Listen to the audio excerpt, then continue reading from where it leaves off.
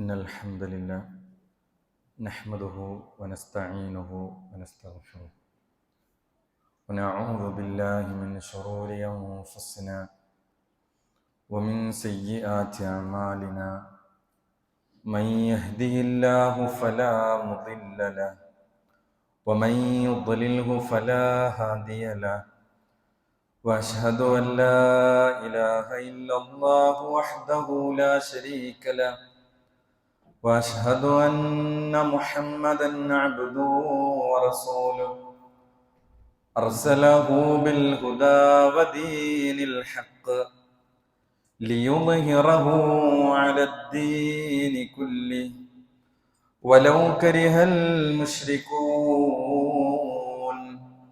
اللهم صل على محمد وعلى آل محمد كما صليت على إبراهيم وعلى آل إبراهيم إنك حميد مجيد وبارك على محمد وعلى آل محمد كما باركت على إبراهيم وعلى آل إبراهيم إنك حميد مجيد. أما بعد فإن خير الكلام كلام الله وخير الهدي هدي محمد صلى الله عليه وسلم وشر الأمور محدثاتها وكل محدثة بدعة وكل بدعة ضلالة وكل ضلالة في النار. أعوذ بالله من الشيطان الرجيم. يا أيها الذين آمنوا اتقوا الله حق تقاته ولا تموتن إلا وأنتم مسلمون. يا أيها الناس اتقوا ربكم الذي خلقكم من نفس واحدة وخلق منها زوجها وبث منهما رجالا كثيرا ونساء واتقوا الله الذي تساءلون به والأرحام إن الله كان عليكم رقيبا. يا أيها الذين آمنوا اتقوا الله وقولوا قولا سديدا يصلح لكم أعمالكم ويغفر لكم ذنوبكم ومن يطع الله ورسوله فقد فاز فوزا عظيما. بسم الله الرحمن الرحيم. للفقراء المهاجرين الذين أخرجوا من ديارهم وأموالهم يبتغون فضلا من الله ورضوانا وينصرون الله ورسوله أولئك هم الصادقون. والذين تبوأوا الدار والإيمان من قبلهم يحبون من هاجر إليهم ولا يجدون في صدورهم حاجة مما أوتوا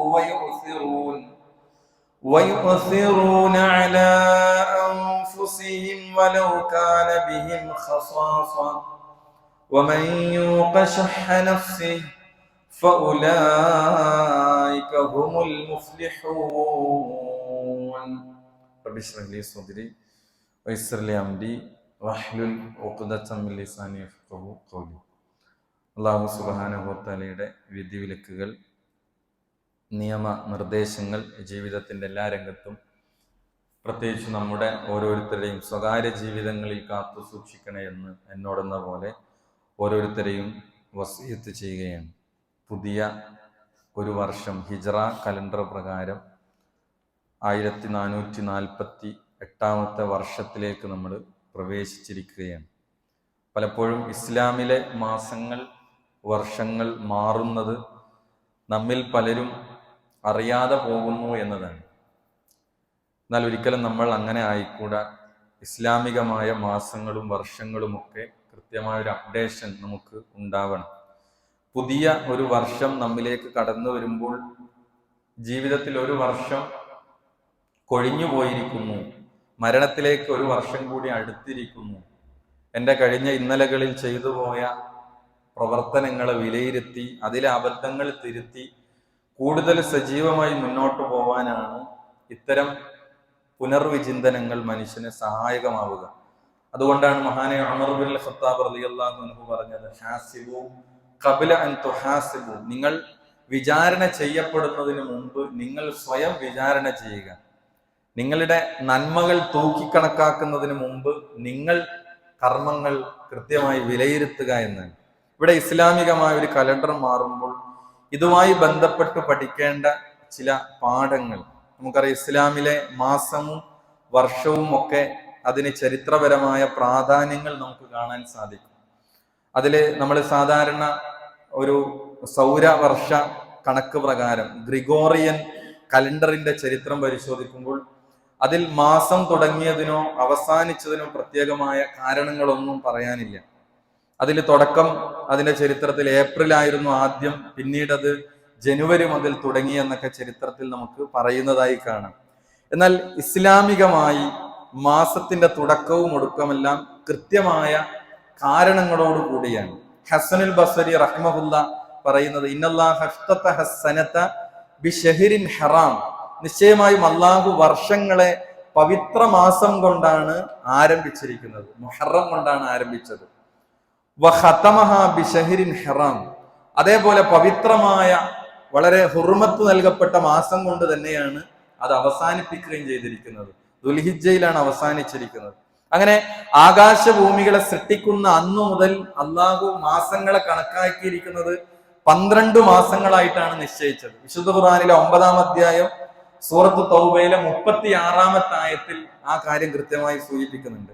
ഇന്ന ഇദ്ദത്തശ് ശുഹൂരി ഇൻദല്ലാഹി 12 ശഹ്റൻ ഫീ കിതാബില്ലാഹി യൗമ ഖലഖസ് സമാവാതി വൽ അർദ്, ആകാശഭൂമികളെ സൃഷ്ടിച്ച അന്നു മുതൽ അന്ന് അള്ളാഹുവിന്റെ രേഖയിൽ മാസങ്ങളുടെ എണ്ണം അത് 12 എണ്ണമാകുന്നു. എന്നിട്ടാണ് ഖുർആൻ പറഞ്ഞത് മിൻഹ അർബഅത്തുൻ ഹുറും, അതിൽ 4 എണ്ണം പവിത്രമാണ് എന്ന് പറഞ്ഞു.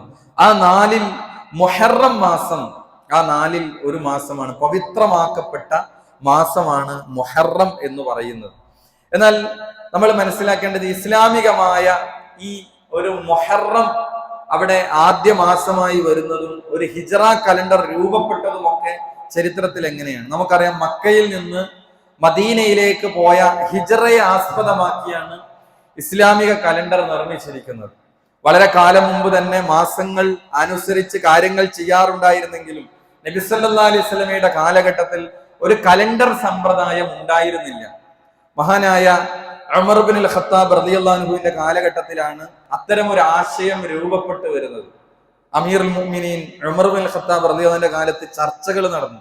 ഏത് മാസം കൊണ്ട് ആരംഭിക്കും, ഏത് വർഷം മുതലാണ് കലണ്ടർ ആരംഭിക്കുന്നത്, ഇത്തരം ചില ചർച്ചകളുടെ അടിസ്ഥാനത്തിൽ ശേഷമാണ് കലണ്ടറിന്റെ തുടക്കം വരുന്നത്. അവിടെയാണ് വ്യത്യസ്ത ചർച്ചകൾക്ക് ശേഷം ഹിജ്റ പോയ വർഷം മുതൽ എന്ത് ചെയ്യാം, നമുക്ക് അത് തുടങ്ങാം, അതേപോലെ വർഷത്തിന്റെ ആരംഭം മുഹറം മാസമാക്കാം എന്ന ചർച്ചകളിലൂടെ തീരുമാനമാകുന്നത്. ഇവിടെ നബി സല്ലല്ലാഹു അലൈഹി വസല്ലമ മദീനയിലേക്ക് ഹിജ്റ പോയത് നമുക്കറിയാം റബീഉൽ അവ്വൽ മാസത്തിലായിരുന്നെങ്കിലും ഹിജ്റക്കുള്ള ഒരുക്കങ്ങൾ, അതിനുള്ള തയ്യാറെടുപ്പുകളും ചർച്ചകളും സഹാബികൾ ഒറ്റക്കും അതേപോലെ തന്നെ ചെറു സംഘങ്ങളുമെല്ലാം ആ യാത്ര തുടങ്ങിയത് മുഹറം മാസത്തിലായതിനാലാണ് ഈ തീരുമാനത്തിൽ സഹാബികൾ എത്തിയത്. ഇത് എവിടെയാണുള്ളത്? ഇബ്നു കസീർ റഹിമഹുല്ല അദ്ദേഹത്തിന്റെ അൽ ബിദായ വൻ നിഹായ എന്ന ഗ്രന്ഥത്തിൽ ഇതുമായി ബന്ധപ്പെട്ട കൃത്യമായ കാര്യങ്ങൾ രേഖപ്പെടുത്തിയത് നമുക്ക് കാണാൻ സാധിക്കും. അതേപോലെ ഇസ്ലാമിൽ ധാരാളം ഹിജ്റകൾ ഉണ്ടായിട്ടുണ്ട്. എന്നാൽ അവയിൽ ഏറ്റവും പ്രധാനപ്പെട്ട ഹിജ്റ എന്ന് പറയുന്നത്, ഹിജ്റ എന്ന് പറഞ്ഞാൽ തന്റെ നാടും വീടും സമ്പത്തുമെല്ലാം അള്ളാഹുവിന്റെ ദീനിനു വേണ്ടി ഒരാൾ എന്ത് ചെയ്യാണ്, പൂർണ്ണമായി ഉപേക്ഷിച്ച് മറ്റൊരു നാട്ടിലേക്ക് മാറുകയാണ് ഒരാൾ. സഹാബികൾ മക്കയിൽ നിന്നും മദീനയിലേക്ക് നടത്തിയ ഹിജ്റയാണ് ഏറ്റവും പ്രസിദ്ധമായ ഹിജ്റ. ആ ഹിജ്റയാണ് ഇവിടെ ആസ്പദമാക്കുന്നത്. ഇവിടെ 1448 വർഷങ്ങൾക്ക് മുമ്പ് നടന്ന ഈ വലിയ സംഭവത്തിന് ലോകാവസാനം വരെയുള്ള വിശ്വാസികൾക്ക് പഠിക്കാനുള്ള ധാരാളം പാഠങ്ങൾ ഹിജ്റയിലുണ്ട്. അതിൽ ഏറ്റവും പ്രധാനപ്പെട്ട പാഠം അള്ളാഹുവിനോടും തൗഹീദിനോടുമുള്ള അടങ്ങാത്ത ഇഷ്ടമാണ് ഹിജ്റയുടെ പിന്നിലെ ഏറ്റവും വലിയ പാഠം എന്ന് പറയുന്നത്. എന്തിനാണ് സഹാബികൾ ഹിജ്റ പോയത്? എന്തിനാണ് പ്രവാചകൻ ഹിജ്റ പോയത്? മക്കയേക്കാൾ നല്ല നാട് കണ്ടുപോയതാണോ? മക്ക മദീനയുടെ എന്തെങ്കിലും ആ രൂപത്തിലുള്ള കാര്യങ്ങൾ കണ്ടുപോയതാണോ? ഒന്നുമല്ല. മറിച്ച് പ്രവാചകൻ മക്കയെ അത്ര ഇഷ്ടമായിരുന്നു എന്ന് ഹദീസിൽ നമുക്ക് കാണാൻ സാധിക്കും. അവിടെ സ്വന്തം നാട്ടിൽ അവർക്ക് തൗഹീദ് അനുസരിച്ച്, ഏകദൈവ വിശ്വാസം അനുസരിച്ച്, ഇസ്ലാം അനുസരിച്ച് ജീവിക്കാൻ കഴിയാത്ത ഒരു ഘട്ടത്തിലാണ് മഹാനായ പ്രവാചകൻ സല്ലല്ലാഹു അലൈഹി വസല്ലമയും അവിടുത്തെ സഹാബ കിറാമുകളും ഏറ്റവും ഉത്തമമായ മക്ക വിട്ട് അവർ മദീനയിലേക്ക് കടന്നു പോകുന്നത്. മദീനയിലേക്കുള്ള യാത്രക്കിടയിൽ നബി സല്ലല്ലാഹു അലൈഹി വസല്ലമ പറഞ്ഞ ചില വാചകങ്ങൾ ഇമാം അഹ്മദിന്റെ മുസ്നദിൽ നമുക്ക് വായിക്കാൻ സാധിക്കും. പ്രവാചകൻ മക്കയിൽ നിന്ന് മദീനയിലേക്ക് ഹിജ്റ ചെയ്യുകയാണ്, പലായനം ചെയ്യുകയാണ്. അവിടെ ഹസ്വറ എന്ന സ്ഥലത്ത് പ്രവാചകൻ എത്തി. അബൂ ഹുറൈറ റളിയല്ലാഹു അൻഹു പറയാണ്, ഖാൽ വഖഫൻ നബിയ്യു സല്ലല്ലാഹു അലൈഹി വസല്ലം അലൽ ഹസ്വറ. ഹസ്വറ എന്ന് പറയുന്ന ഒരു സ്ഥലത്ത് എത്തിയിട്ട് പ്രവാചകൻ മക്കയുടെ നേരെ തിരിഞ്ഞ് പറഞ്ഞ വാക്കുകൾ, അലിംതു അന്നകി ഖൈറു അർദില്ല. എനിക്കറിയാം അള്ളാഹുവിന്റെ ഭൂമിയിൽ ഏറ്റവും ഖൈറായ, ഏറ്റവും ഉത്തമമായ സ്ഥലം നീയാണെന്ന് എനിക്കറിയാം. വഅഹബ്ബുൽ അർദി ഇലല്ലാഹി അസ്സ വജൽ. അള്ളാഹുവിന് ഭൂമിയിൽ ഏറ്റവും ഇഷ്ടമുള്ള സ്ഥലം നീയാണെന്നും എനിക്കറിയാം. പക്ഷേ വലൗല അന്നാഹ്ലകി അഖ്റജൂനി മിൻകി മാ ഖറജതു. നിന്റെ നാട്ടുകാർ നിന്നിൽ നിന്നും എന്നെ പുറത്താക്കിയിട്ടില്ലായിരുന്നുവെങ്കിൽ ഞാൻ പുറത്തു പോകില്ലായിരുന്നു. അപ്പൊ പ്രവാചകൻ ജന്മനാടിനോടുള്ള അടങ്ങാത്ത ഇഷ്ടം, മക്കയോടുള്ള അടങ്ങാത്ത ഇഷ്ടം പ്രവാചകത്തിന്റെ വാചകങ്ങളിലുണ്ട്. ഒന്ന് പറഞ്ഞ അള്ളാഹ്ക്ക് ഇഷ്ടപ്പെട്ട നാടാണ്. അപ്പൊ ലോകത്ത് അള്ളാഹ്ക്ക് ഇഷ്ടപ്പെട്ട ഏറ്റവും പ്രധാനപ്പെട്ട 2 നാടുകൾ മക്കയും മദീനയും എല്ലാം പ്രവാചകൻ സല്ലല്ലാഹു അലൈഹി വസല്ലമ പ്രത്യേകം എടുത്തു പറഞ്ഞു. അവിടെ തൗഹീദ് അനുസരിച്ച് ജീവിതം സാധ്യമാകാത്തതിനാലാണ് അവർ മക്കയിൽ നിന്ന് മദീനയിലേക്ക് ഹിജ്റ ചെയ്തത്. അവിടെ തൗഹീദിന്റെ സ്ഥാപനവും പ്രചാരണവുമാണ് അവർ ഏറ്റവും വലുതായി കണ്ടത് എന്നുള്ളതാണ്. അള്ളാഹുവിന്റെ ഇഷ്ടത്തിനും തൃപ്തിക്കും വേണ്ടി എല്ലാം വെടിഞ്ഞവരായിരുന്നു സഹാബികൾ എന്നാണ്. നമ്മൾ ആലോചിക്കുക, നമ്മുടെ ജീവിച്ചു വളർന്ന സാഹചര്യം, ആ വീടും അതേപോലെ അവിടെയുള്ള നമ്മുടെ ഏർപ്പാടും സമ്പത്തും കുടുംബവും എല്ലാം വിട്ട് നമ്മൾ പറിച്ചു നടപ്പെടുകയാണ് ഒരു നാട്ടിൽ നിന്ന് മറ്റൊരു നാട്ടിലേക്ക് പൂർണ്ണമായും. അങ്ങനെ ഹിജ്റ ചെയ്താൽ അതിന്റെ നിബന്ധന എന്താണ്? ഇസ്ലാമിക ഹിജ്റ പ്രകാരം ആ നാട് വിട്ട് ആ നാട്ടിലേക്ക് പിന്നീട് വരാൻ പാടില്ല. അതുകൊണ്ടാണ് മക്കം ഫത്തഹിന് ശേഷം പ്രവാചകൻ ബാക്കിയുള്ള കാലം മദീനയിലേക്കാണ് പോയത്. കാരണം പിന്നെ അവിടെ സ്ഥിരതാമസമാക്കാൻ പാടില്ല. അങ്ങനെയാണ് മദീനയിലേക്ക് പ്രവാചകൻ അവിടെ വഫാത്താകുന്നതൊക്കെ ചരിത്രം. ഇവിടെ സഹാബത്തിന്റെ വലിയ ത്യാഗമാണ് നമ്മൾ കാണുന്നത്. സൂറത്തുൽ ബഖറയിലെ 207-ാമത്തെ ആയത്ത്,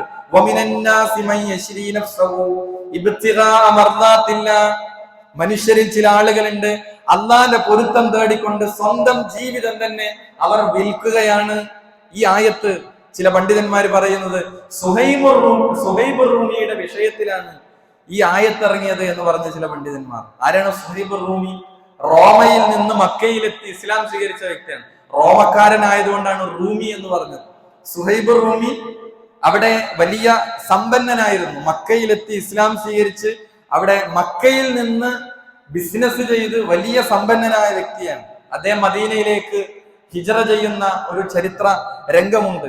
അദ്ദേഹം പോകുമ്പോൾ മക്കയിലെ മുശ്രിക്കുകൾ അദ്ദേഹത്തെ പിടിച്ചു വെക്കാണ്, വടിയിൽ തടഞ്ഞു നിർത്തുകയാണ് മുശ്രിക്കുകൾ. എന്നിട്ട് അദ്ദേഹം തനിച്ചാണ് ഹിജ്റ പോകുന്നത്. അതവിടുന്ന് സമ്പത്ത് അവര് പറയുന്നത്, നിങ്ങൾ റോമയിൽ നിന്ന് ഞങ്ങളുടെ നാട്ടിൽ വന്ന് പണക്കാരനായ വ്യക്തിയാണ്, ഈ സമ്പത്തുമായി ഞങ്ങൾ പോവാൻ അനുവദിക്കുകയില്ല.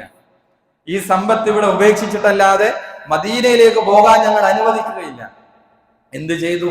അദ്ദേഹം സമ്പത്ത് മുഴുവൻ മക്കയിൽ വിട്ടേച്ചുകൊണ്ടാണ് സുഹൈബ് റൂമി മദീനയിലേക്ക് എത്തുന്നത്. തന്റെ ധാരാളം വർഷത്തെ, ഒരുപാട് വർഷത്തെ തന്റെ സമ്പാദ്യം മുഴുവൻ മക്കയിൽ ഉപേക്ഷിച്ചുകൊണ്ടാണ് സുഹൈബ് റൂമി എന്ന് പറയുന്ന സഹാബി മദീനയിലേക്ക് എത്തുന്നത്. അങ്ങനെ മദീനയിലേക്ക് അതിന്റെ പിന്നെ മദീനയുടെ ആ ഭാഗത്ത് നിന്ന് റസൂലുള്ളാഹി സ്വല്ലല്ലാഹു അലൈഹി വസല്ലം മദീനയിലേക്ക് കടന്നു വരുന്ന സുഹൈബ് റൂമിയെ പ്രവാചകൻ കണ്ടപ്പോൾ ആദ്യം പറഞ്ഞ വാചകം, റബിഅൽ ബൈഉ റബിഹൽ ബൈഉ സുഹൈബ് റബിഹൽ ബൈഉ സുഹൈബ്. സുഹൈബിന്റെ കച്ചവടം ലാഭം കൊയ്തിരിക്കുന്നു എന്നാണ്. എന്താണ് സുഹൈബിന്റെ ലാഭം? കയ്യിൽ ഒരു നാണയത്തൊട്ടുകൾ പോലും അദ്ദേഹത്തിന്റെ കയ്യിലില്ല. പക്ഷെ പ്രവാചകൻ പറഞ്ഞ വാക്ക് സുഹൈബ് വലിയ ലാഭം കൊയ്തിരിക്കുന്നു എന്നാണ്. എവിടെയാണ് ലാഭം? അള്ളാഹുവിന്റെ മാർഗത്തിലെ ഇൻവെസ്റ്റ്മെന്റ് ആണ് സുഹൈബ് റൂമി നടത്തിയത്. ഇതിന്റെ ലാഭം പരലോകത്താണ്. സുഹൈബ് റൂമിയെ പറ്റി പ്രവാചകൻ പറഞ്ഞ വാചകങ്ങളാണ്. ഇവിടെ നമ്മൾ ആലോചിക്കേണ്ടത് ഹിജ്റയുടെ ഒരു രംഗം മാത്രമാണ് ഇത്. ഒരു സഹാബിയുടെ ഇങ്ങനെ അനേകം സംഭവങ്ങളാണ്. കുടുംബത്തെ, സമ്പത്ത്, വീടിനെ, സാഹചര്യങ്ങളെല്ലാം ഒഴിവാക്കി സഹാബികൾ നടത്തിയ വലിയ ഒരു ത്യാഗത്തിന്റെ കഥയാണ് യഥാർത്ഥത്തിൽ ഹിജ്റ എന്ന് പറയുന്നത്. ഇനി ഇതിനോട് കണക്ട് ചെയ്ത് നമ്മളിലേക്ക് കടന്നു വന്നാൽ നമ്മൾ പലർക്കും അള്ളാഹുവിനേക്കാൾ സ്നേഹം മറ്റുള്ളവരോടാണ്. വേണ്ടപ്പെട്ടവരുടെ ഇഷ്ടത്തിന് വേണ്ടി അള്ളാഹുവിനെ ധിക്കരിക്കാൻ യാതൊരു മടിയും കാണിക്കാത്തവർ, തൗഹീദിന്റെ വിഷയത്തിൽ ഒരു അഡ്ജസ്റ്റ്മെന്റിന് തയ്യാറല്ല. അതാണ് ഹിജ്റ. ഞങ്ങൾ അല്ലല്ലാത്ത ഒരാളോടും വിളിച്ച് പ്രാർത്ഥിക്കാനോ ഇബാദത്ത് ചെയ്യാനോ ഞങ്ങൾ തയ്യാറല്ല എന്ന് പറഞ്ഞതിന്റെ പേരിലാണ് അവർ മക്ക വിട്ട് മദീനത്തേക്ക് പോവേണ്ടി വന്നത്. എന്നാൽ പലപ്പോഴും തൗഹീദിന്റെ കാര്യത്തിൽ പോലും, ദീനിന്റെ ആദർശത്തിന്റെ കാര്യത്തിൽ പോലും പലപ്പോഴും എന്താണ്, ചെറിയ കാര്യങ്ങൾ ഉണ്ടാകുമ്പോൾ അവിടെ വെള്ളം ചേർക്കുന്നു. വിഷമഘട്ടങ്ങളിൽ അല്ലാഹു അല്ലാത്തവരിലേക്ക് തിരിയാൻ ആളുകൾക്ക് ഒരു മടിയും കാണിക്കുന്നില്ല. സങ്കടങ്ങൾ വരുമ്പോൾ, പ്രതിസന്ധികൾ വരുമ്പോൾ അല്ലാഹു അല്ലാത്തവരോട് ദുആ ഇരക്കുന്നവർ, നേർച്ചകൾ നേറുന്നവർ, അതേപോലെ പ്രവാചകനോടുള്ള രണ്ടാമത്തെ കാര്യം. ഹിജ്റ നമുക്ക് കിട്ടുന്ന ഒന്നാമത്തെ തൗഹീദിന്റെ പാഠാണ്. അവിടെ നമ്മൾ ആലോചിക്കേണ്ടത് ഇത്ര വലിയ ത്യാഗങ്ങളൊന്നും നമുക്ക് ഉണ്ടായിട്ടില്ല. തൗഹീദിന്റെ കാര്യത്തിൽ, ഏകദൈവ ആരാധനയുടെ കാര്യത്തിൽ, വിശ്വാസ രംഗത്ത്, ആദർശ രംഗത്ത് ഒരു നിലക്കുള്ള അഡ്ജസ്റ്റ്മെന്റുകൾക്കും ഒരു മുസ്ലിം തയ്യാറല്ല എന്ന് പ്രഖ്യാപിക്കാൻ നമുക്ക് കഴിയണം. കാരണം ഇത് ദീനിന്റെ വിഷയമാണ്, പരലോകത്തിന്റെ വിഷയമാണ്. അപ്പോ നമുക്കതിൽ ഒരു വിട്ടുവീഴ്ചയും ഇല്ല. രണ്ടാമത്തത് പ്രവാചകനോടുള്ള അടങ്ങാത്ത സ്നേഹമായിരുന്നു ഹിജ്റയുടെ പാഠം. മറ്റെന്തിനേക്കാളും പ്രവാചകനെ സ്നേഹിച്ചതിനാലാണ് അവർ കുടുംബവും കച്ചവടവും വിട്ട് റസൂലിന്റെ കൂടെ പോകാൻ അവര് തയ്യാറായത്. തങ്ങൾക്ക് എന്തെങ്കിലും സംഭവിക്കുന്നതിനേക്കാൾ അവർ പേടിച്ചിരുന്നത് പ്രവാചകൻ എന്തെങ്കിലും സംഭവിക്കുമോ. പ്രവാചകന്റെ ഹിജ്റയിൽ കൂടെ ഉണ്ടായിരുന്നത് അബൂബക്കർ സിദ്ദീഖ് റളിയല്ലാഹു അൻഹു ആണ്. അദ്ദേഹത്തിന്റെ മനസ്സിലെ ആശങ്ക എന്താണ്? നബിയുടെ മുന്നിലും പിന്നിലും ബാക്കിലും ഒക്കെ മാറി മാറി അബൂബക്കർ സിദ്ദീഖ് റളിയല്ലാഹു അൻഹു നടന്നു എന്നാണ്. അപ്പൊ നബിക്ക് ഇത് മനസ്സിലായില്ല. എന്താണ് ചുറ്റും കൂടി എല്ലായിടത്തും കൂടി ഇങ്ങനെ ഇടതും വലതും മുന്നിലും ഒക്കെ മാറി മാറി നടക്കണം, ഒന്നിച്ചൊരേ ഫ്ലോയിലെല്ലാം നടക്കണത്. ചോദിച്ചപ്പോ പറഞ്ഞത്, എനിക്ക് എന്റെ തടിയല്ല എനിക്ക് പേടി, റസൂലിനെ ആരെങ്കിലും ആക്രമിക്കുമോ എന്ന ഭയമായിരുന്നു. അദ്ദേഹം മാറി മാറി പിന്നിലും മുന്നിലേക്കും ഒക്കെ മാറി മാറിയായിരുന്നു അദ്ദേഹത്തിന് നടത്തം. സ്വന്തത്തെക്കാൾ നബിയെ സ്നേഹിക്കൽ നിർബന്ധമാണ്. ലാ യുഅ്മിനു അഹദുക്കും ഹത്താ അകൂന അഹബ്ബ ഇലൈഹി മിൻ വാലിദിഹി വവലദിഹി വന്നാസി അജ്മഈൻ. മക്കള്, മാതാപിതാക്കള്, മറ്റെന്തിനേക്കാളും എല്ലാ ജനങ്ങളെക്കാളും പ്രവാചകൻ നമ്മുടെ സ്വന്തം നഫ്സിനെക്കാളും ഇഷ്ടപ്പെടുന്നത് വരെ ഒരാൾ വിശ്വാസിയാവുകയില്ല, ഈമാൻ പൂർത്തിയാവുകയില്ല എന്നാണ്. ഈമാനിന്റെ മാധുര്യം, ഹലാവത്ത് എപ്പോഴാണ് ഒരാൾക്ക് നുകരാൻ കഴിയുക? അതിനൊരു മാധുര്യമുണ്ട്, അതിനൊരു ഹലാവത്തുണ്ട്. അതെപ്പോഴാണ്? മനസ്സിന്റെ ഉള്ളിലേക്ക് മൂന്ന് കാര്യം വന്നാൽ, മൻ കുന്ന ഫീഹി വജദ ഹലാവത്തുൽ ഈമാൻ. മൂന്ന് കാര്യങ്ങൾ ഒരാളിൽ ഉണ്ടായാൽ അയാൾക്ക് ഈമാനിന്റെ ആ ഹലാവത്ത് നുകരാമെന്നാണ്. അതിലൊരു കാര്യം എന്താ? അയ്യകൂനല്ലാഹു വറസൂലുഹു അഹബ്ബ ഇലൈഹി മിമ്മാ സിവാഹുമാ. മറ്റെന്തിനേക്കാളും അള്ളാഹും റസൂലും അവന് ഇഷ്ടമുള്ളതായി തീരുക എന്നുള്ളതാണ്. ഇവിടെ നമ്മുടെ അവസ്ഥ എന്താണ്? ഇതൊക്കെ നമ്മൾ ക്ലബ് ചെയ്യേണ്ടത് നമ്മുടെ ജീവിതത്തിലേക്ക് നമ്മുടെ അവസ്ഥ എന്താണ്? പ്രവാചകന്റെ കൽപ്പനകൾക്ക് വില കൽപ്പിക്കാൻ നമുക്ക് സാധിക്കുന്നുണ്ടോ? പലരുടെയും ഇഷ്ടം ദീനിനെതിരായി വന്ന അവിടെ അഡ്ജസ്റ്റ്മെന്റ് നടക്കുന്നുണ്ട്. ഭാര്യയോടുള്ള സ്നേഹം കാരണം സുന്നത്തുകൾ വെടിയാൻ കാരണമാകുന്നുണ്ടോ? അതല്ലെങ്കിൽ മാതാപിതാക്കളുടെ, സുഹൃത്തുക്കളുടെ, തിരിച്ചു മറിച്ചൊക്കെ നമ്മൾ ആലോചിക്കുക. അവരുടെ ഇഷ്ടവും തൃപ്തിയും അനുസരിച്ച് ദീനിന്റെ കാര്യങ്ങളിൽ അഡ്ജസ്റ്റ്മെന്റുകൾ നടക്കുന്നുണ്ടോ എന്നുള്ളതാണ്.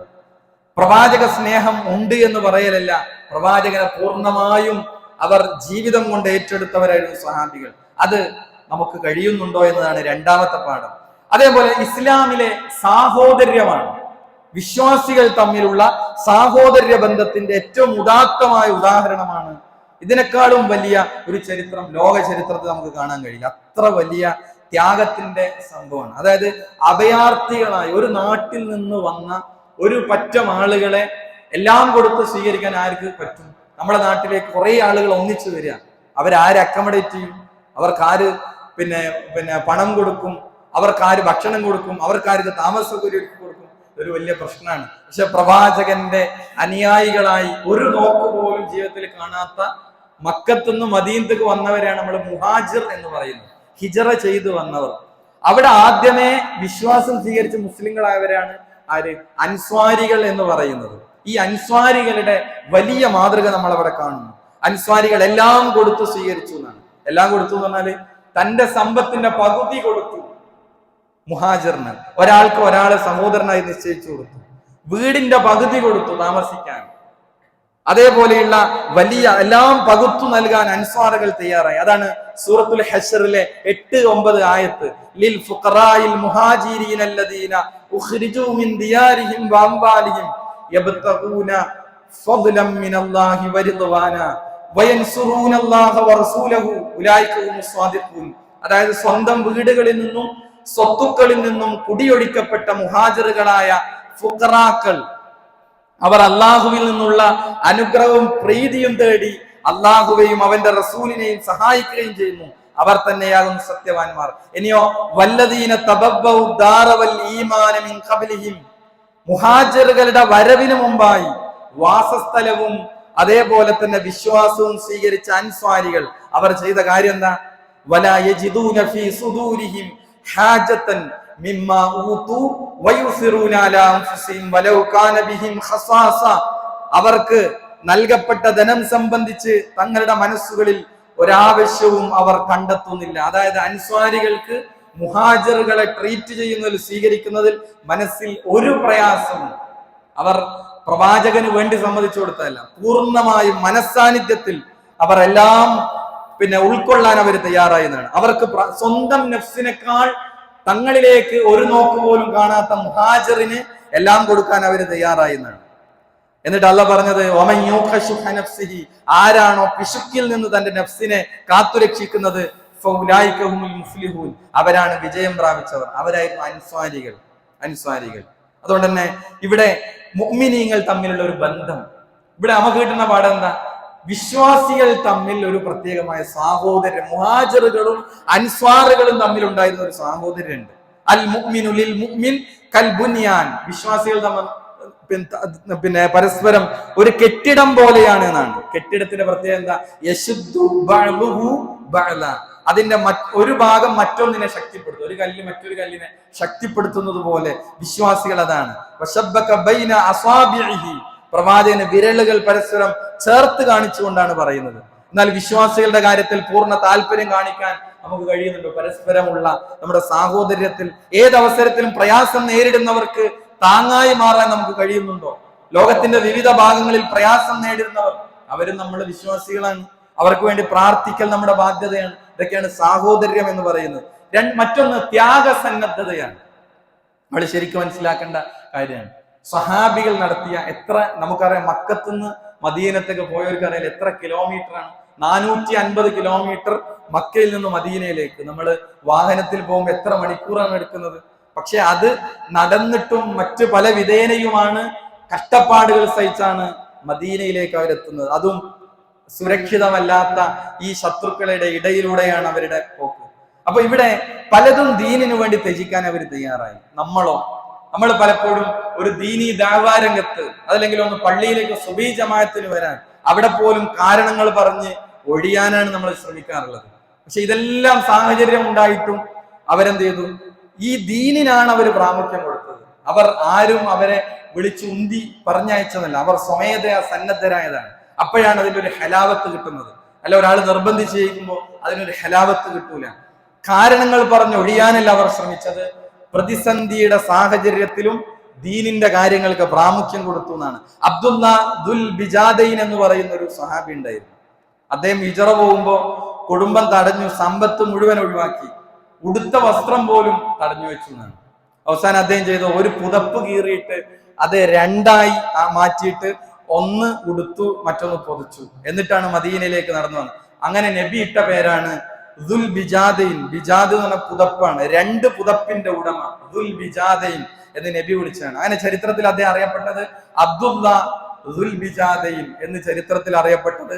2 പുതപ്പുമായി മക്കയിൽ നിന്ന് മദീനയിലേക്ക് വന്ന സ്വഹാബികൾ. അതുകൊണ്ട് തന്നെ നമുക്ക് ഈ ഹിജ്റ നൽകുന്ന വലിയ പാഠങ്ങൾ എന്ന് പറയുന്നത് നമ്മുടെ കുടുംബം, നമ്മുടെ കച്ചവടം, അതേപോലെ തന്നെ അത്തരം ഭൗതികമായ പല കാര്യങ്ങൾക്കും സഹിക്കുന്നവർക്ക് ദീനിനു വേണ്ടി നമുക്ക് പലപ്പോഴും എനിക്കും നിങ്ങൾക്കും ത്യാഗങ്ങൾ സഹിക്കാൻ, പ്രതിസന്ധികൾ സഹിക്കാൻ, ചെറിയ കാരണങ്ങൾ പോലും നമുക്ക് ഉൾക്കൊള്ളാൻ കഴിയുന്നില്ല എന്നത് വളരെ സങ്കടകരമായ കാര്യമാണ്. വില കുറഞ്ഞ പരിഹാസങ്ങൾ പോലും സഹിക്കാൻ തയ്യാറാകാത്തവർ, ഇസ്ലാമികമായ വസ്ത്രത്തിൽ അഡ്ജസ്റ്റ്മെന്റ് കാണിക്കുന്നവർ, ഈ കാര്യങ്ങളിൽ നിന്ന് ഞാൻ ഇങ്ങനെയല്ല എന്ന് പറഞ്ഞ് ഇതിൽ നിന്നൊക്കെ മാറി നിൽക്കാനാണ് പലപ്പോഴും ആളുകൾ ശ്രമിച്ചുകൊണ്ടിരിക്കുന്നത്. അതുകൊണ്ട് സഹോദരങ്ങളെ, നമുക്ക് ഹിജ്റ നൽകുന്നത് വലിയ പാഠങ്ങളാണ്. ആ പാഠങ്ങൾ ഉൾക്കൊണ്ടുകൊണ്ട് മുന്നോട്ട് പോവാൻ അല്ലാഹു സുബ്ഹാനഹു വ തആല നമുക്ക് തൗഫീഖ് നൽകി അനുഗ്രഹിക്കുമാറാകട്ടെ.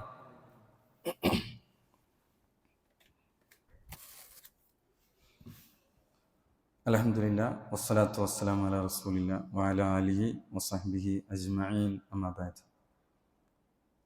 അല്ലാഹു സുബ്ഹാനഹു വ തആലയുടെ വിധിവിലക്കുകൾ, നിയമനിർദ്ദേശങ്ങൾ ജീവിതത്തിൻ്റെ എല്ലാ രംഗത്തും പാലിച്ച് പകർത്തിക്കൊണ്ട് മുന്നോട്ട് പോകണേ എന്ന് ഒരിക്കൽ കൂടി ഓർമ്മപ്പെടുത്തുകയാണ്. ഹിജ്റയുമായി ബന്ധപ്പെട്ട പാഠങ്ങളാണ് നമ്മൾ പറയുന്നത്. അതിൽ ഏറ്റവും പ്രധാനം ഇഖ്ലാസാണ്. എല്ലാം ത്യജിച്ച്, നാടും വീടും ഒക്കെ ത്യജിച്ച്, നമുക്കറിയാം സഹാബികൾക്ക് എത്രത്തോളം ആത്മാർത്ഥത ഈ വിഷയങ്ങളൊക്കെ ഉണ്ടാകും. പക്ഷേ ആ സഹാബികളോട് പ്രവാചകൻ ഹിജ്റയെ പ്രത്യേകം എടുത്തുകൊണ്ട് ഒരു ഹദീസ്, ഇമാം ബുഖാരിയുടെ സ്വഹീഹുൽ ബുഖാരിയിലെ 1-ാമത്തെ ഹദീസ് എന്താണ്, നിയ്യത്തുമായി ബന്ധപ്പെട്ട ഹദീസിൽ ഒരു ഹിജ്റയുടെ പരാമർശമുണ്ട്. നബി സല്ലല്ലാഹു അലൈഹി വസല്ലം ഒരിക്കൽ ഉമർ ഇബ്നുൽ ഖത്താബ് റളിയല്ലാഹു അൻഹു മിമ്പറിൽ നിന്ന് പറഞ്ഞു, സമിഅ്തു റസൂലല്ലാഹി സ്വല്ലല്ലാഹു അലൈഹി വസല്ലം യഖൂൽ, പ്രവാചകൻ സല്ലല്ലാഹു അലൈഹി വസല്ലം പറയുന്നത് ഞാൻ കേട്ടിട്ടുണ്ട്, ഇന്നമൽ അഅ്മാലു ബിന്നിയാത്ത്, തീർച്ചയായും പ്രവർത്തനങ്ങൾ നീയത്തനുസരിച്ച് മാത്രമാകുന്നു. വഇന്നമാ ലികുല്ലി ഇംരിഇൻ മാ നവ, ഓരോരുത്തർക്കും അവർക്ക് ഉദ്ദേശിച്ചത് ലഭിക്കും. എന്താണോ നിയത്ത് അത് കിട്ടും. എന്നിട്ട് പ്രവാചകൻ അവിടെ പറഞ്ഞത് ഫമൻ കാനത്ത് ഹിജ്റത്തുഹു ഇലാ ദുനിയാ യുസീബുഹ, ആരുടെ സ്വഹാബികളോടാണ് നബി ഇത് ആദ്യം പറയുന്നത്. അപ്പോൾ ആരുടെയെങ്കിലും ഹിജ്റ ഇഹലോകം നേടാൻ വേണ്ടിയോ, ഒരു സ്ത്രീയെ ഔ ഇലാ ഇംറഅത്തിൻ യൻകിഹുഹ, ഒരു സ്ത്രീയെ വിവാഹം കഴിച്ചു കിട്ടാൻ വേണ്ടിയോ ആയാൽ ഫഹിജ്റത്തുഹു ഇലാ മാ ഹാജറ ഇലൈഹി, അവന്റെ ഹിജ്റ, അവൻ ഏതൊന്നാണോ ഉദ്ദേശിച്ചത് ആ ഉദ്ദേശിച്ചതിലേക്കാണ് അവന്റെ ഹിജ്റ. അപ്പോ ഉദ്ദേശിച്ചത് മാത്രമേ ലഭിക്കുകയുള്ളൂ എന്നാണ്. ഇപ്പൊ എത്ര വലിയ നന്മ ചെയ്താലും അള്ളാഹുവിൽ നിന്നുള്ള പ്രതിഫലം മാത്രമേ ആഗ്രഹിക്കാവൂ. മലയോളം വലിയ നന്മ ചെയ്താലും ലോകമാന്യത കൊണ്ട്, റിയാവ് കൊണ്ട് എല്ലാം നഷ്ടപ്പെടുന്നതിനെ നാം ഭയപ്പെടണം. ഒരു വ്യക്തിക്ക് നന്മ ചെയ്താൽ അള്ളാന്റെ തൃപ്തിയല്ലാതെ അദ്ദേഹത്തിൽ നിന്നൊരു പ്രാർത്ഥന പോലും പ്രതീക്ഷിക്കരുത്. ചില പണ്ഡിതന്മാർ അങ്ങനെ പറഞ്ഞു, പ്രാർത്ഥന പോലും, അയാൾക്ക് പ്രാർത്ഥിക്കാം, പ്രാർത്ഥന കിട്ടും, ഒക്കെ ഓക്കെ, പക്ഷെ അവിടെ പ്രാർത്ഥന ലഭിക്കലും ലഭിക്കാതിരിക്കലും നമ്മുടെ പ്രതിഫലവുമായി ബന്ധപ്പെട്ട് നിൽക്കുന്നതല്ല, അത് പടച്ചോൻ തരേണ്ടതാണ്. നമ്മൾ അതുമാത്രം, അള്ളാന്റെ വജ്ഹ് മാത്രം, നമ്മൾ ഉദ്ദേശിക്കേണ്ടത് അള്ളാന്റെ വജ്ഹ് മാത്രമാണ് ഏതൊരു കാര്യത്തിലും. അതേപോലെ തന്നെ ഇതൊരു മഹത്തായ ഇബാദത്താണ്, ഹിജ്റ എന്ന് പറയുന്ന ഇബാദത്താണ്. എന്നാൽ ഹിജ്റ പലപ്പോഴും ഏറെ തെറ്റിദ്ധരിപ്പിക്കപ്പെട്ട പദമാണ്. ഹിജ്റ, ജിഹാദ്, ഇങ്ങനെയുള്ള പദങ്ങളൊക്കെ. എന്നാൽ ഹിജ്റക്ക് വേറെ ചില ഭാഗങ്ങൾ അതിനുണ്ട്. ഹിജ്റ എന്ന് പറയുന്ന നാട് വിട്ടു പോകൽ മാത്രമല്ല, തിന്മകളിൽ നിന്നുള്ള ഒരു ഹിജ്റയുണ്ട്. നമ്മൾ നിർബന്ധമായും ചെയ്യേണ്ട ഹിജ്റയാണ്. നബി സല്ലല്ലാഹു അലൈഹി വസല്ലം പറഞ്ഞു, അൽ മുസ്ലിമു മൻ സലിമൽ മുസ്ലിമൂന മിൻ ലിസാനിഹി വയദിഹി, ഒരു മുസ്ലിം എന്ന് പറഞ്ഞാൽ തന്റെ നാവിൽ നിന്നും കയ്യിൽ നിന്നും മറ്റുള്ള മുസ്ലിമീങ്ങളെ രക്ഷപ്പെടുന്നവരാണ് യഥാർത്ഥ മുസ്ലിം എന്ന് പറയുന്നത്. വൽ മുഹാജിറു മൻ ഹജറ മാ നഹല്ലാഹു അൻഹു, അല്ലാഹു വിരോധിച്ചവയിൽ നിന്നും പലായനം ചെയ്യുന്നവർ. വിരോധിച്ചെന്നെങ്ങനെ പലായനം ചെയ്യാം? വിട്ടു നിൽക്കലാണ്. ഒഴിവാക്കുന്നവൻ മുഹാജിറാണ്. അപ്പൊ നമുക്കും മുഹാജിറാകാം. എങ്ങനെ? ഈ നാട് വിട്ടു പോകലല്ല, അല്ലാഹ് ഹറാമാക്കിയതിൽ നിന്ന് വിട്ടു നിൽക്കുക, അതിൽ നിന്ന് മാറി നിൽക്കുക, അത് മുഹാജിറാണ്. റസൂലുള്ളാഹിനോട് ഒരാൾ ചോദിച്ചു, യാ റസൂലല്ലാഹ് അയ്യുൽ ഈമാനി അഫ്ളൽ ഖാല അൽ ഹിജ്റ, ഏറ്റവും അഫ്ളൽ ഏതാണെന്ന് ചോദിച്ചപ്പോൾ റസൂൽ ഹിജ്റയാണ് പറഞ്ഞത്. ഫമൽ ഹിജ്റ, എന്താണ് ഹിജ്റ? തഹ്ജുറു അസ്സൂ, നീ തിന്മകളിൽ വെടിയലാണ് യഥാർത്ഥ ഹിജ്റ എന്ന് പറഞ്ഞാൽ. അതുകൊണ്ട് തന്നെ നമുക്ക് ഓരോരുത്തർക്കും നിർബന്ധമായ ഹിജ്റയാണ്. രഹസ്യ ജീവിതത്തിൽ ഈ ഹിജ്റ ചെയ്യാത്തവർ പലപ്പോഴും നമുക്ക് കാണാൻ സാധിക്കുന്നു. സ്വകാര്യതകളിൽ തിന്മകൾ, ജീവിതത്തിൽ പല തിന്മകളും കൊണ്ട് നടക്കുന്നവർ. അതുകൊണ്ട് തന്നെ നമ്മുടെ സ്വകാര്യ ജീവിതത്തിലും പരസ്യ ജീവിതത്തിലും തിന്മകളിൽ നിന്ന് വിട്ടുനിൽക്കുക എന്ന ഹിജ്റ ചെയ്യേണ്ടവരാണ് ഞാൻ നിങ്ങൾ. ഇപ്പൊ നമുക്ക് ഹിജ്റന്റെ സാഹചര്യം ഉണ്ടോ? ഇല്ല. നമുക്ക് ദീൻ അനുസരിച്ചും തൗഹീദ് അനുസരിച്ചൊക്കെ നിലവിൽ നമുക്ക് പ്രശ്നങ്ങളൊന്നുമില്ല. അത്തരം ഘട്ടങ്ങളിലാണ് ഹിജ്റയുടെ കാര്യങ്ങൾ നമ്മളിലേക്ക് ചർച്ചകൾ വരുന്നത്. ഇവിടെ മുഹറം മാസവുമായി ബന്ധപ്പെട്ട് പ്രവാചകന്റെ ഹദീസുകളിൽ ധാരാളം ഫളിലുകൾ പറയപ്പെട്ടു. ഷഹറുല്ലാഹിൽ മുഹറം എന്ന പ്രയോഗം. എന്താ ഷഹറുല്ലാഹിൽ മുഹറം? അള്ളാന്റെ മാസമായ മുഹറം. വേറൊരു മാസത്തെ പറ്റി അങ്ങനെ പറഞ്ഞില്ല. അള്ളാന്റെ മാസമായ എന്ന് പ്രത്യേകം ചേർത്ത് പറഞ്ഞു. ഏത് പറഞ്ഞപ്പോഴാണ്? മുഹറം നോമ്പിനെ പറ്റി പറഞ്ഞപ്പോഴാണ്. മുഹറം 9-നും 10-നും പ്രത്യേകമായി സുന്നത്ത് നോമ്പുകൾ പഠിപ്പിക്കപ്പെട്ടു. 10-ന്റെ നോമ്പിനാണ് നമ്മൾ ആഷുറായിന്റെ നോമ്പ് എന്ന് പറയാം. 9-നാണ് താസുആയിന്റെ നോമ്പ് എന്ന് നമ്മൾ പറയാം. പ്രവാചകൻ വരുന്നതിന് മുമ്പ് അവിടെ പിന്നെ യഹൂദികൾ അവർ അനുഷ്ഠിച്ചു പോന്നിരുന്നു. അവരോട് ചോദിച്ചു, എന്താണ് നിങ്ങൾ ഈ നോമ്പ് എടുക്കുന്നത്? അവർ പറഞ്ഞു, മൂസ അലൈഹി ഇസ്ലാമും കൂട്ടരും ഫിറഔനിൽ നിന്ന് രക്ഷപ്പെട്ടത് മുഹറത്തിനാണ്, അതുകൊണ്ട് നിങ്ങൾ നോമ്പെടുക്കുന്നു. നബി സല്ലല്ലാഹു അലൈഹി വസല്ലം പറഞ്ഞു, വഅന അഹഖു ബിമൂസ മിൻകും, നിങ്ങളെക്കാൾ മൂസയോട് കടപ്പെട്ടവൻ ഞാനാണ്, ജൂതന്മാരല്ല. അതുകൊണ്ട് തന്നെ റസൂലുള്ളാഹി നോമ്പെടുത്തു, നോമ്പെടുക്കാൻ കൽപ്പിച്ചു. യഹൂദികൾക്ക് എതിരാകാൻ വേണ്ടി നബി എന്ത് ചെയ്തു? 9-ന്റെ നോമ്പ് കൂടി എടുക്കാൻ പറഞ്ഞു. അതുകൊണ്ടാണ് പണ്ഡിതന്മാർ പറഞ്ഞത് 9-ന് നോമ്പെടുക്കാൻ കഴിയാത്തവന് 11-ന് എടുക്കാവുന്നതാണ്. കാരണം അത് അവരിൽ നിന്ന് എതിരാവുക എന്ന അർത്ഥത്തിൽ നബി സല്ലല്ലാഹു അലൈഹി വസല്ലമ പ്രത്യേകമായി പഠിപ്പിച്ചു. ഈ മാസത്തിൽ യുദ്ധം ചെയ്യുന്നത് നിരോധിക്കപ്പെട്ടു. അതേപോലെ തന്നെ ഉള്ള ശ്രേഷ്ഠമായ നോമ്പ് അള്ളാഹുവിന്റെ റസൂൽ സല്ലല്ലാഹു അലൈഹി വസല്ലം പഠിപ്പിക്കപ്പെട്ടു. എന്നാൽ മുഹറവുമായി ബന്ധപ്പെട്ട് നമ്മുടെ നാട്ടിൽ ചില നഹ്സിന്റെ ഏർപ്പാടുകൾ, മുഹറം പവിത്രമായ അർബഅത്തുൻ ഹുറും എന്ന് പറഞ്ഞ 4 മാസത്തിൽപ്പെട്ടതാണ്. അതിനെ ആദരിക്കണം. അതിലെ നന്മകൾക്ക് കൂടുതൽ പ്രതിഫലമുണ്ട്. അവിടെ ചെയ്യുന്ന തിന്മകൾക്ക് അതിന്റെ ശിക്ഷയുടെ കടുപ്പം കൂടുതലാണ്. എന്നാൽ അവിടെ നഹ്സ് എന്ന് ചില കലണ്ടറുകളിൽ രേഖപ്പെടുത്തിയിരിക്കുന്നു. മുഹറം അത് വീട്ടിലേക്ക് ഒരാൾ ആദ്യമായി വീട്ടിൽ കൂടുന്നത് അത് ഒഴിവാക്കുക, കച്ചവടം തുടങ്ങുന്നത്, യാത്ര ആരംഭിക്കുന്നത്, ഇതിനൊന്നും പറ്റിയതല്ല, അത് ശകുനത്തിന്റെ ദിവസങ്ങളാണ് എന്ന് ചില ആളുകളുടെ കലണ്ടറുകളിൽ രേഖപ്പെടുത്തപ്പെട്ടത് നമ്മൾ കാണുന്നു. ശകുനം എന്നത് ശിർക്കാണെന്ന് നബി സല്ലല്ലാഹു അലൈഹി വസല്ലം പഠിപ്പിച്ചതാണ്. അത്വീറത്തു ശിർക്കുൻ, ശകുനം അത് ശിർക്കാണ്. മൻ റദ്ദത്തുഹു ത്വയ്റ മിൻ ഹാജതി ഫഖദ അശ്റക, ഒരാൾ ഒരു ആവശ്യത്തിനായി ഇറങ്ങുകയും അതിൽ നിന്ന് ശകുനം അയാളെ മടക്കിയാൽ അവൻ അള്ളാഹുവിൽ പങ്കുചേർത്തു. യാ റസൂലല്ലാഹ് വമാ കഫാറത്തു ദാലിക് ഖാല യഖൂൽ അല്ലാഹുമ്മ ലാ തീറത ഇല്ലാ തീർ. ഒരാൾ അങ്ങനെ ചെയ്തു പോയെങ്കിൽ എങ്ങനെ, കഫാറത്ത് എന്താണ് നബിയെ? നബി പറഞ്ഞു, ഇങ്ങനെ പറയലാണ്, അല്ലാഹുമ്മ ലാ തീറത ഇല്ലാ തീറുക്, നീ നൽകുന്ന ശകുനമല്ലാതെ മറ്റൊരു ശകുനമില്ല. വലാ ഖൈറ ഇല്ലാ ഖൈറുക്, നീ നൽകുന്ന ഖൈറല്ലാതെ മറ്റൊരു ഖൈറില്ല. വലാ ഇലാഹ ഗൈറുക്, നീ അല്ലാതെ മറ്റൊരു ആരാധനയേ ഇല്ല. അതുകൊണ്ട് തന്നെ കാലത്തെയും ദിവസത്തെയും ഇസ്ലാമിൽ ശകുനം നിശ്ചയിച്ചിട്ടില്ല. ഇന്നതിന് പറ്റാത്തത് അങ്ങനെയില്ല. ചിലതിന് ഫضل നൽകി, അത് നമ്മൾ നൽകിയതാണോ? അല്ല, അള്ളാഹും റസൂലും നൽകിയതിന് ഫضل നൽകുക. അള്ളാഹും റസൂലും നൽകാത്തതിന് ഫضل നൽകാൻ പറ്റൂല. അതേപോലെ ഏത് ദിവസവും ഇന്ന ദിവസത്തിന് പറ്റുകയില്ല എന്നില്ല. എല്ലാ ദിവസവും നമുക്ക് എന്ത് ചെയ്യാം? നമുക്ക് ആ രൂപത്തിൽ നമുക്ക് കാണാവുന്നതാണ്. അനുവദനീയമായ കാര്യങ്ങളെ ഹറാമാക്കുന്നത് നിഷിദ്ധമാണ് എന്നാണ്. അതുകൊണ്ട് തന്നെ നമ്മൾ ഇത്തരം ശകുനത്തിന്റെ വിശ്വാസം എവിടെ നിന്നാണ് കടന്നു വന്നത്? ഷിയാക്കളിൽ നിന്നാണ്.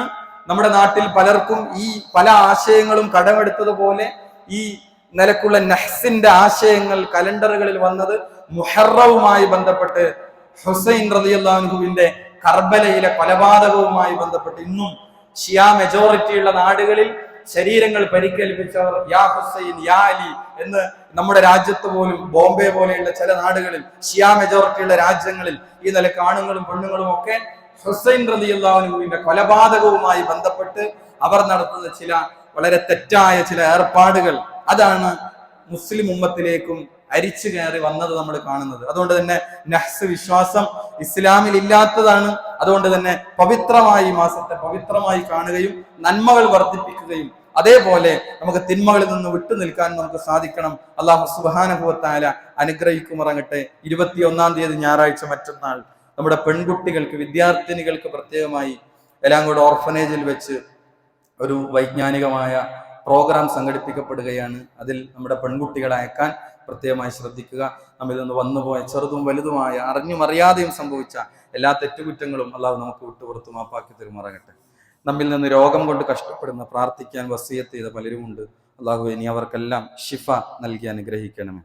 നമ്മിൽ നിന്ന് മരണപ്പെട്ടു പോയ മുഅ്മിനീങ്ങൾ, അള്ളാഹു ഇനി അവർക്ക് മഗ്ഫിറത്തും റഹ്മത്തും നൽകി അനുഗ്രഹിക്കണമേ. ലോകത്തിന്റെ വ്യത്യസ്ത ഭാഗങ്ങളിൽ പ്രയാസങ്ങൾ, പീഡനങ്ങൾ അനുഭവിക്കുന്ന മുസ്ലിം സഹോദരങ്ങൾ, അള്ളാഹു ഇനി അവർക്ക് നിർഭയത്വവും സമാധാനവും രക്ഷയും നൽകി അനുഗ്രഹിക്കണമേ. റബ്ബന തഖബ്ബൽ മിന്നാ ഇന്നക അൻതസ് സമീഉൽ അലീം. അല്ലാഹുമ്മ അഇസ്സൽ ഇസ്ലാമ വൽ മുസ്ലിമീൻ വഅദിൽ അശ്ശിർക വൽ മുശ്രിക്കീൻ. അല്ലാഹുമ്മ ഇന്നാ നസ്അലുക്കൽ ജന്ന. അല്ലാഹുമ്മ അജിർനാ മിനൻ നാർ. റബ്ബന തഖബ്ബൽ മിന്നാ ഇന്നക അൻതസ് സമീഉൽ അലീം. റബ്ബന ആതിനാ ഫിദ് ദുനിയ ഹസന വഫിൽ ആഖിറതി ഹസനതൻ വഖിനാ അദാബൻ നാർ. ആമീൻ ആമീൻ برحمتك يا ارحم الراحمين.